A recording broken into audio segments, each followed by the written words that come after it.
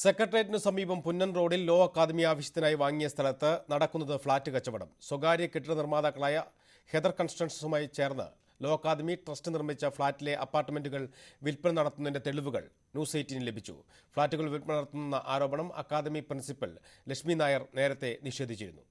സെക്രട്ടേറിയറ്റിന് 100 മീറ്റർ മാത്രം അകലെയുള്ള 37.5 സെന്റ് സ്ഥലത്തെ ഫ്ളാറ്റ് നിർമ്മാണം സംബന്ധിച്ച ചോദ്യത്തിന് law academy principal Lakshmi Nair നൽകിയ മറുപടി ഇങ്ങനെ: അതിപ്പോൾ പ്രവർത്തിച്ചു തുടങ്ങിയിട്ടില്ല, എൻ്റെ വർക്ക് കംപ്ലീറ്റ് ആയിട്ടില്ല, ഇന്റീരിയർ വർക്കൊക്കെ ചെയ്യാനുണ്ട്, ആർക്കും വാടകയ്ക്കും കൊടുത്തിട്ടില്ല. അത് ഒരു ശതമാനം പോലും, അതിൻ്റെ ഒരു ഭാഗം പോലും വിൽക്കാൻ ലോ അക്കാദമിക്ക് സാധിക്കില്ല. It is part of the charitable societies. Law Academy വിദ്യാഭ്യാസ ആവശ്യങ്ങൾക്ക് ഉപയോഗിക്കാതെ വൻകിട കെട്ടിട നിർമ്മാതാക്കളുമായി ചേർന്ന സംയുക്ത സംരംഭ വ്യവസ്ഥയിലാണ് ഇവിടെ ഫ്ളാറ്റ് നിർമ്മാണം നടത്തിയത്. ഫ്ളാറ്റിന് ആവശ്യക്കാരെന്ന വ്യാജേനെ ഞങ്ങൾ ഇവിടെ എത്തിയപ്പോൾ ലക്ഷ്മി നായർ പറഞ്ഞതിന് വിരുദ്ധമായി അപ്പാർട്ട്മെന്റുകൾ വിൽപ്പന നടത്തുകയാണെന്ന് ബോധ്യമായി.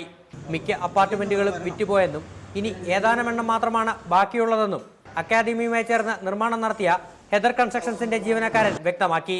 2 ബെഡ്റൂം ഫ്ളാറ്റിന് 1 കോടിയിലധികമാണ് വില.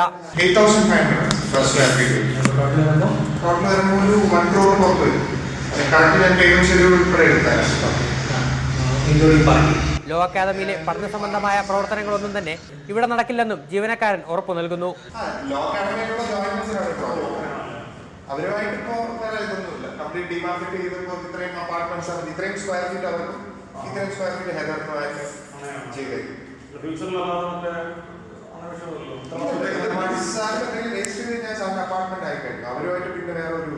കുറച്ച് നാൾ കഴിഞ്ഞിട്ട് ലീസ് എഗ്രിമെന്റ് അങ്ങനെ ഒരു ഇതില്ല, ജോയിന്റ് വെഞ്ചർ എഗ്രിമെന്റ് അങ്ങനെയാണ്.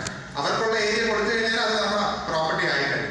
കേരള യൂണിവേഴ്സിറ്റിയുടെ അഫിലിയേഷനോടുള്ള റിസർച്ച് സെന്ററും അഡ്മിനിസ്ട്രേറ്റീവ് ഓഫീസും പ്രവർത്തിച്ച സ്ഥലമാണ് ഫ്ളാറ്റായി മാറിയത്. ലോ അക്കാദമിക്കായി നീക്കിവെച്ചതിന് ശേഷമുള്ള അപ്പാർട്ട്മെന്റുകളുടെ വിൽപ്പനയാണ് ഇപ്പോൾ നടക്കുന്നത്.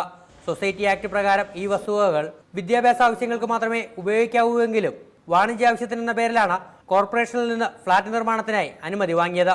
തിരുവനന്തപുരത്ത് നിന്ന് പ്രദീപ് സി നെടുമനൊപ്പം PG പ്രബോധ്, ന്യൂസ് 18.